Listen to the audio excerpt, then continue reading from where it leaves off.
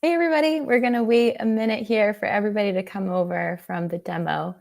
Thank you so much for joining us. Hi everyone.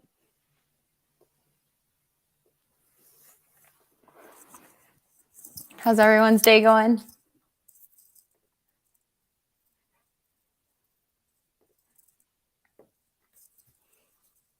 Let's see if it pushed everybody over here.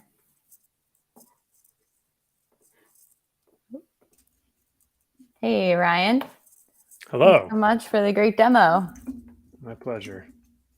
Okay, let's see if it's going to push everybody over here. I just reshared the Q&A link in the chat as well.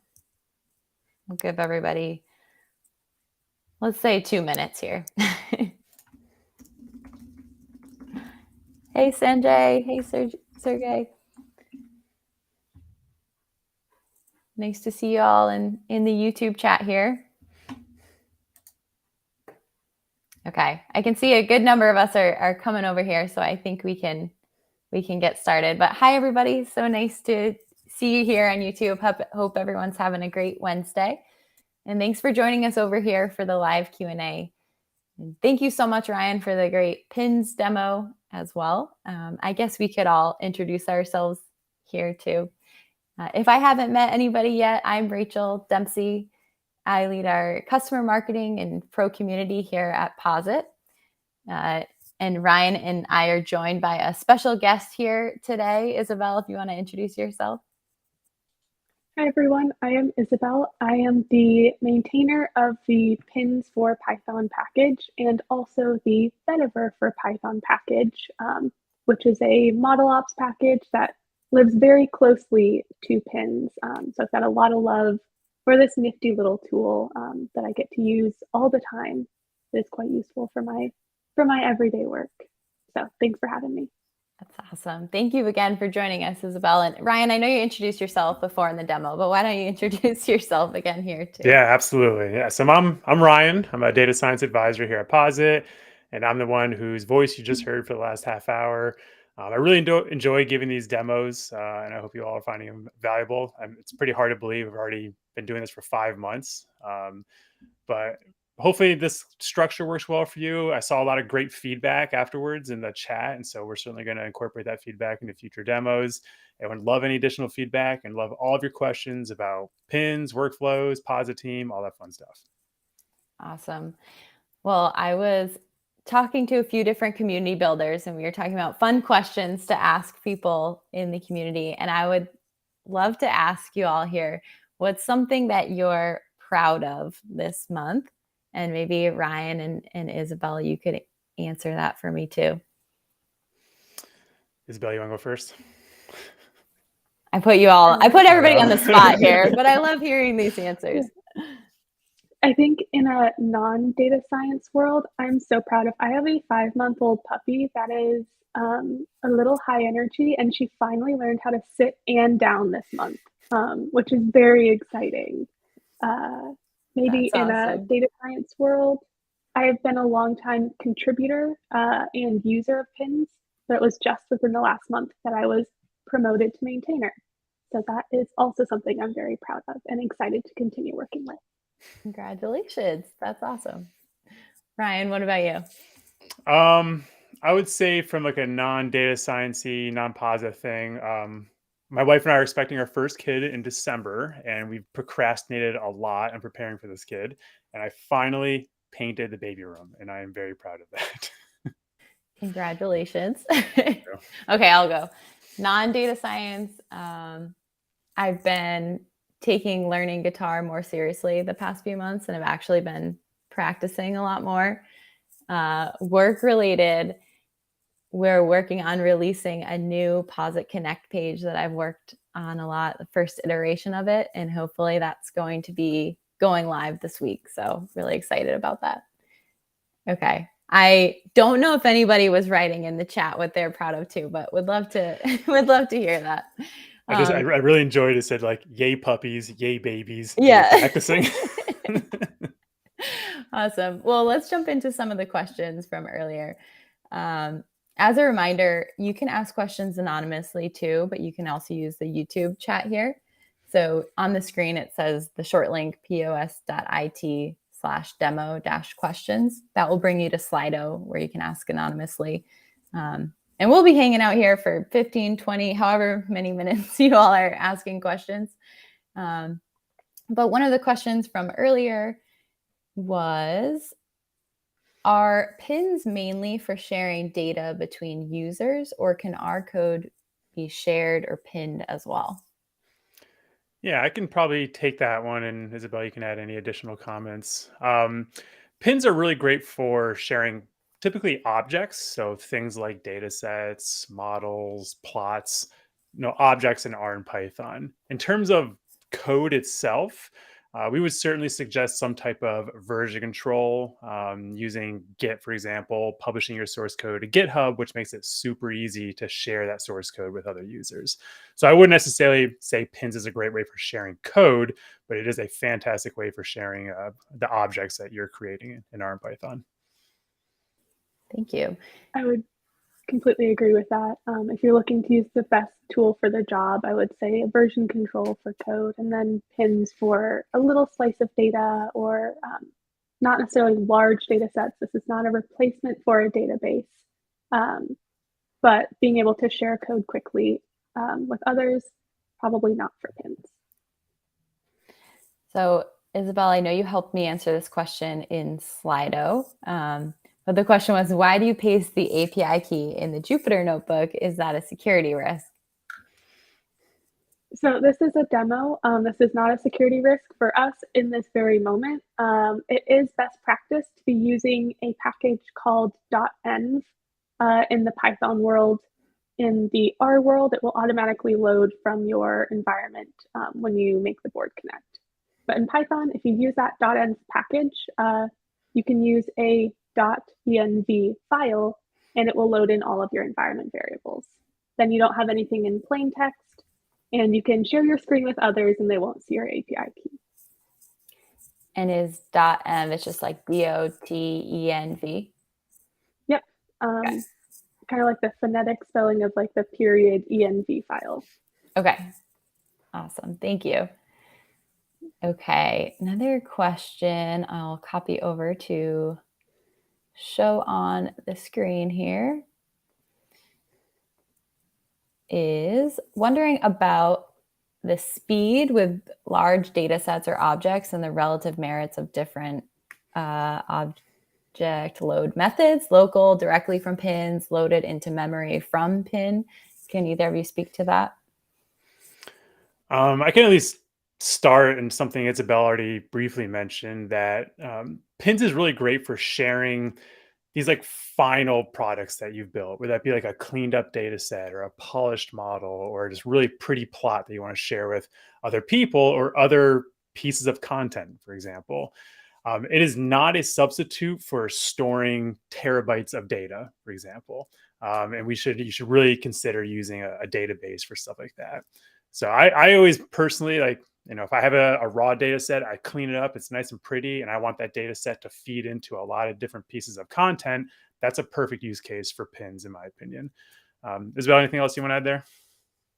No, I think that was great. There is a suggested limit on the pins documentation of 500 megabytes.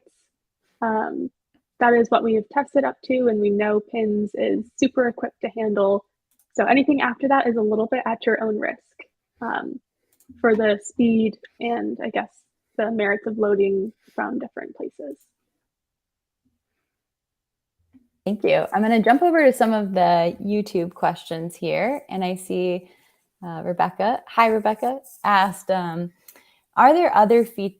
So pins is newish. Are there other features in the pipeline? I see the delete old versions mentioned. Don't mean anything is lacking, just curious. So for between the two packages, there's a little bit of work right now of getting pins Python, which is even newer than pins R, up to speed, specifically looking at versioned and non-versioned boards, looking at being able to deparse boards, so move these into different files for like pipelining things with Vetiver and specific. I don't know if there's really anything big on the horizon, but we're always looking for community input, especially when people are looking for new locations of boards. There are other locations beyond Posit Connect, like AWS or Google Cloud. GitHub was one, Kaggle was one, as well as like local folders as well. Just a follow up there. So is it 500 megabytes per pin object or 500 total in pins? Per pinned object. Okay, cool. Thank you. Let's see. Harlan, I see you had a question here. Can the data stay on the data server without having to be transferred to the pin server? This is just to keep the data security model consistent without having to have two data servers. Okay, so if I understand this question, you're really thinking about two different servers here. A data server, which maybe has like a database on it. And then the pin server in this example would likely be Posit Connect. It's really going to be up to your use case. A lot of folks, take their data from a database, they pull it in, they clean it up, and they can reload it to that same database. And that's totally fine. That might be work well for your team. But if you have Posit Connect and you have these polished data sets and you want to share that content with other pieces of content on the Connect server, I think it makes a lot of sense to publish it to Posit Connect so that pin can be easily made available. But I don't think there's really any right answer to that specific question. It's kind of based on your team's need. Anything else you want to add, Isabel? No, I think that was a good answer. And it might be helpful. I know I answered another question with this, but we're also happy to chat directly with you, like one-on-one, so we can talk about your specific use case. And I put a link in there just a few messages ago in the chat. So feel free to use that, even if you're just curious if other people across your company are using Connect as well. I see, Joseph, you asked a question that says, is there any way to schedule a workflow to run based on an event? For example, every time a new data set is downloaded to a directory. Yeah, so for the Connect server, at the moment, it's really based on timed scheduling. So you set a time and then you can set it to every day, every second. It could be as infrequent as every year, 2 years, if you had a workflow for that, which would be kind of odd. But how most folks kind of get around that is they can have it, check for updates every minute. And if yes, you kind of program these if statements. If yes, it can do something. If not, it cannot do something. But I currently, within Posit Connect, at least, there's no trigger to set off a workflow other than just kind of a scheduled report. Thank you. I see there's a few questions on sending emails, and so maybe we'll try and group some of these together. But one was, is there a way to send the email with the content in the body of the email rather than as an HTML attachment? Yeah, I can speak to this one. So the answer is yes. So when we went through today's demo, when I created a Quarto document and I placed that on Connect, I set that to run. And as you might have seen, when you send that email, it's typically going to be a direct link to that content on the Connect server. However, with our Markdown, there's another package called Blastula. And some of you may have heard of this package before, but what that actually allows you to do is to embed plots, tables, text directly in that email rather than a direct link. So the answer is yes, you can embed content from an R Markdown document using the Blastula package. And I'll find a link here because we have some documentation on you doing this. But yeah, the answer is yes. It sounds like that could be a fun end-to-end workflow example, like really customized emails. Yeah, I think that would be really cool. Yeah, I'll just leave it at that. I'll say we have some other fun stuff in the works, but I won't say anything else right now. I see George asked a question over on Slido and said, pins is awesome. If I used it, I would probably have 100+ pins. How would all of these be managed, searched, or categorized? There's a few different ways you can do this, especially with using Connect. So Connect has some built-in organization tools, including the ability to add labels to various pieces of content, including pins. So, for example, if you had maybe of those 100 plus pins, maybe you had 5 or 10 of them associated with a specific project, you can easily give those a label and search for them easily within the Connect instance. There's also other tools. Some of you may have heard of a tool called Connect Widgets, which allows you to take various pieces of content. It doesn't have to be a pin. It can be a pin, a Shiny app, a Quarto, or Markdown, and essentially create like a single document that organizes all that content. So you'd certainly have options for organizing your content on the Connect instance. And I would definitely suggest using the various labels and also Connect widgets. Awesome. I just shared the Connect widgets link in the chat too. Mm-hmm. I know there's a great demo that our solutions engineers have put up collecting pins. So I might run and find this link for everyone because it is beautiful. And they have it for both R and Python. Is that with the bike share demo? It sure is. Cool. Let me jump back over to YouTube. Oh, and Marcos asked, what was that email package called again? Blastula. And Rachel, I just sent you a link if you don't mind just posting that on Slack. Oh, yep. We have so many ways of communicating with each other right now. I'm like, where am I? Okay. Awesome. Yeah, just put that there. Okay, another question over from YouTube. Can you use the usual pin read in a Shiny app, or does it have to be pin reactive read? You want to take that, Isabel? I can also sure. Yeah. Okay. I'm not a huge Shiny user, but I believe the way this works is pin read is if you want to read it once, and then pin reactive read is if you want it to update every single time some reactive component changes. Yeah, that's a perfect answer. That's exactly what I was going to say. Arthur, I see, asked in YouTube, any plans to offer pins for other languages? Not currently, but if someone's interested in starting their own pins for another language, we would certainly love to support you in your journey. I saw Libby mentioned in the chat learning about Blastula from Matthias in a data science hangout episode where he talked about integrating with Slack.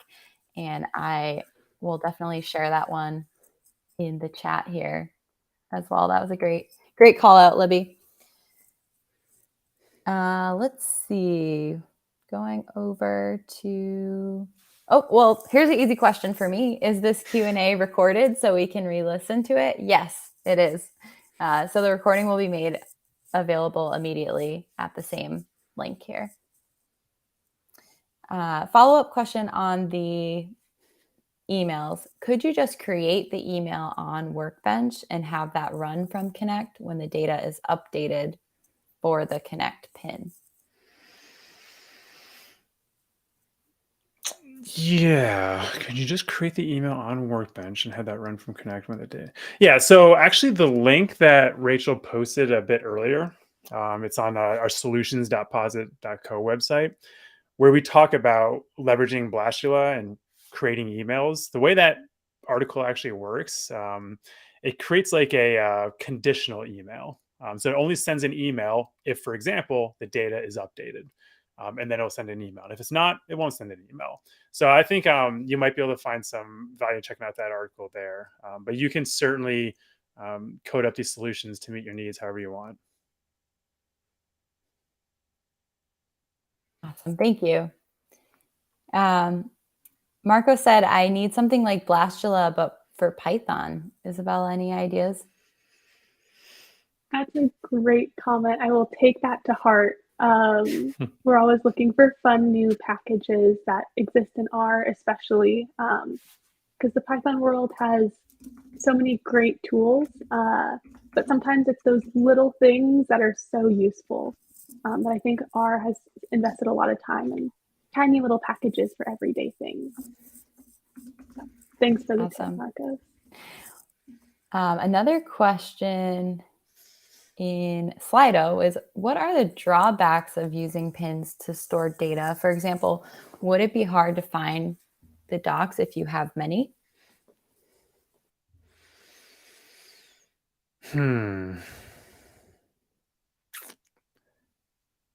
I mean, pins is pretty awesome. I don't see a lot of drawbacks. Now, certainly, you don't want to just take every single data set that your team has ever created and use and just pin it kind of all willy-nilly. There should be some kind of strategy for taking this finished object, whether it be data or a model, and serving as a pin for a specific purpose. I think that's kind of what you want to sit down with your team as you're considering these pins and what you should do with them. But not too many drawbacks that I can think of. It is your favorite package, I think, right? It's definitely up there. It's a top 3 for sure. I think it could be hard to find, certain pieces if you have, one data set that you've pinned 1,000 times. It would be difficult to parse through each of those individually. There is a little pin secret is you can add custom metadata. So maybe if you have a lot of data that you're scared you're not going to be able to find it again, you could add some custom metadata fields that you could search later. And that might help with the large iteration over a certain data set. And there are documentation on both of the website on how to add custom metadata and read it back in really idiomatically. Cool. Yeah, that's a really good point. Yeah, if you have those links you can share with me. It's always fun to be able to share pin secrets. I'm trying to remember if I had asked this question, so apologies if it's duplicate. How would one go about sharing a board in a project that has multiple collaborators that all need the same data? How does a project know about the board?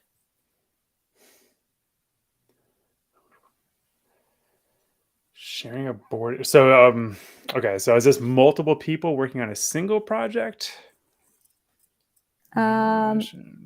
Yeah. Well, the way I interpret it is if multiple people are working on maybe different types of content, like a Shiny app that would need a pin, or maybe different Python visualization or CordoDoc, like how does that project know that this board exists with the pin?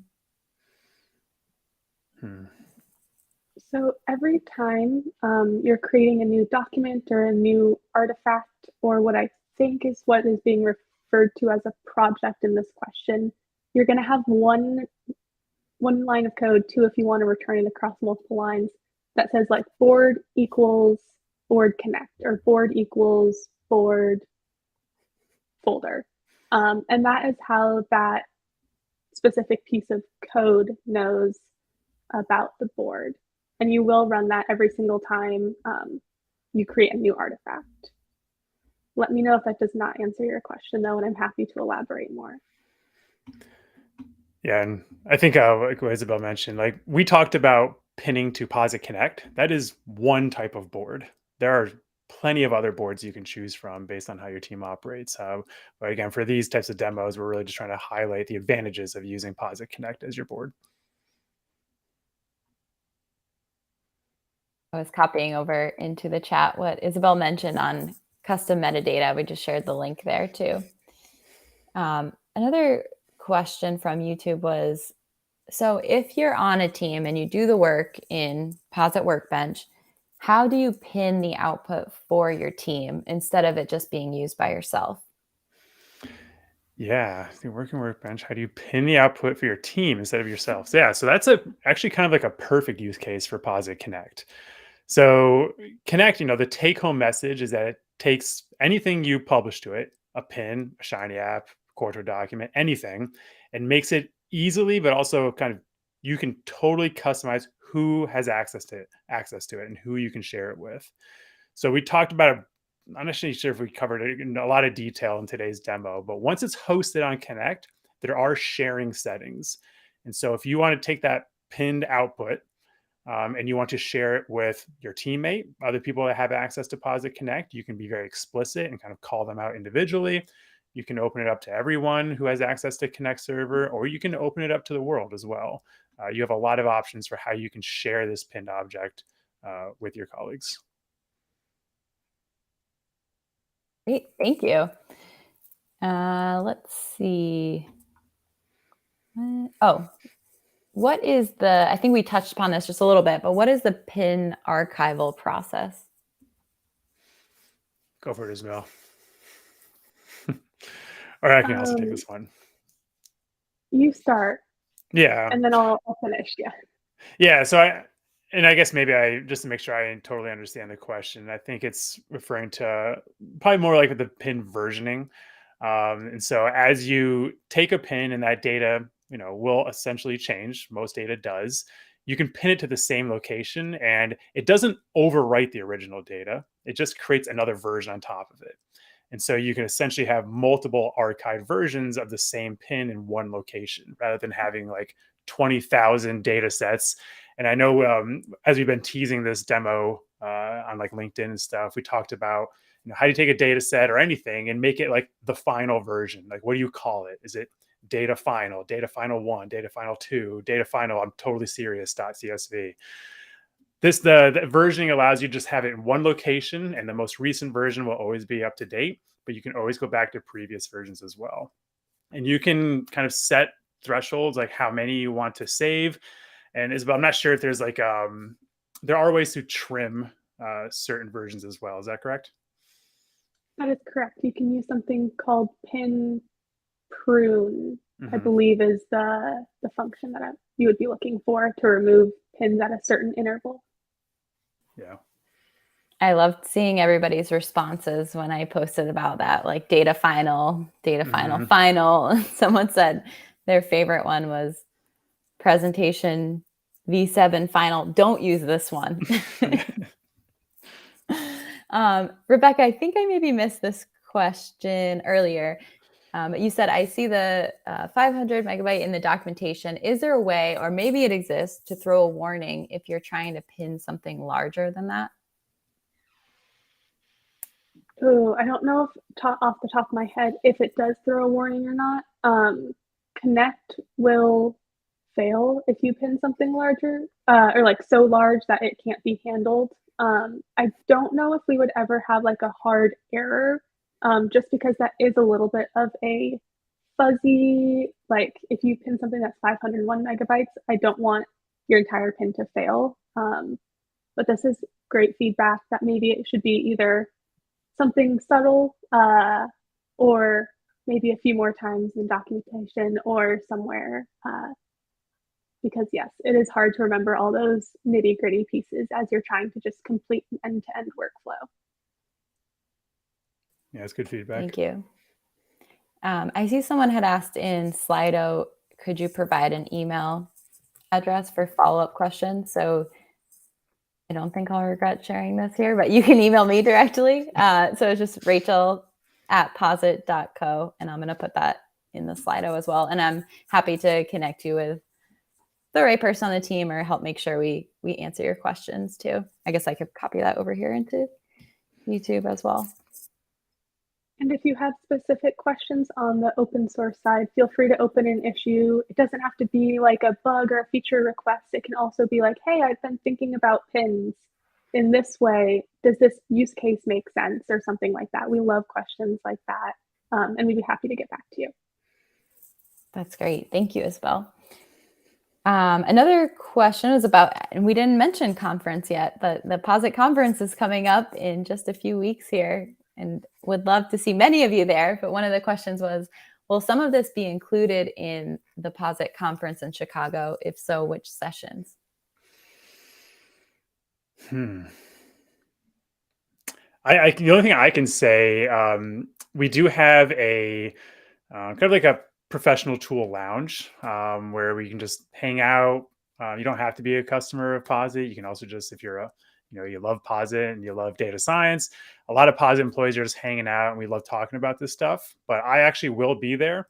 And I think at least twice, we will be hosting some demos as well, some live demos. And Rachel and I were actually just talking about this yesterday. And we think like incorporating pins into one of these demos, since obviously, as you all can see, there's a lot of interest in this package and these various workflows that it enables. So that's the only thing I can speak of. I'm sure there's sessions and talks that are going to talk about pins. I don't know if Isabel, if you know any off the top of your head.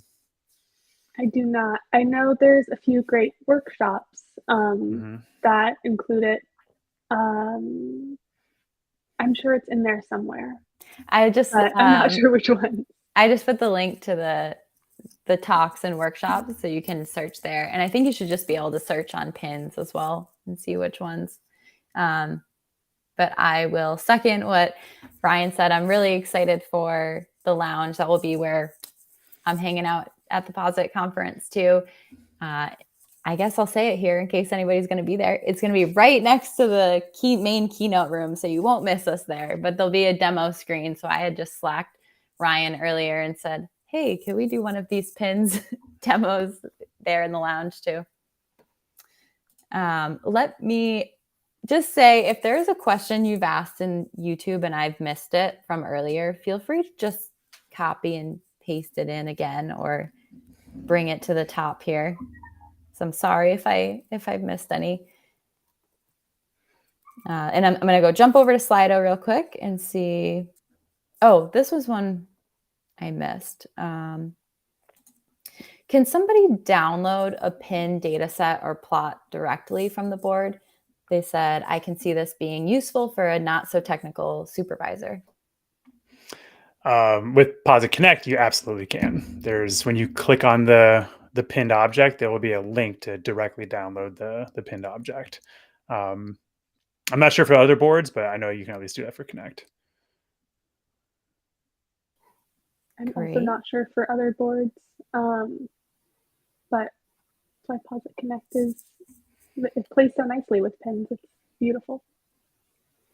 I see another question from Christopher, which is, if I create a board locally with the intention to share with other users, does the board need to be created in a shared drive, or can other users connect to a board in my file system? My understanding is that if you do intend to share that with others, it would have to be on a shared drive. But you can use things like Dropbox and S3 buckets for more collaborative boards, including Posit Connect, or you can share to a local file, either on your personal computer, or if that file is on a shared network, you can share it that way. I just realized we were over the top of the hour and didn't even notice how quickly that went by. But I think we have gotten to most of the questions. But again, if there's anything that we missed, feel free to reach out to me directly here. We can also continue using the Slido link. So if you wanted to just keep asking questions here. But for some people who had like one-off questions where you wanted to talk to us specifically about your use case or your team's environment, I did make this little short link where you could schedule a call with us too and chat one-on-one. Let me put this in the chat here. But thank you, Ryan and Isabel, here for answering all these questions and joining us today. Thank you, Ryan, for the great demo as well. And thank you all for joining. Hopefully I'll get to see some of you in person at the Posit Conference too, or even virtually. The conference is available virtually as well. Thanks, everybody. Thanks. Bye, all. Bye, everybody. Have a great rest of the day.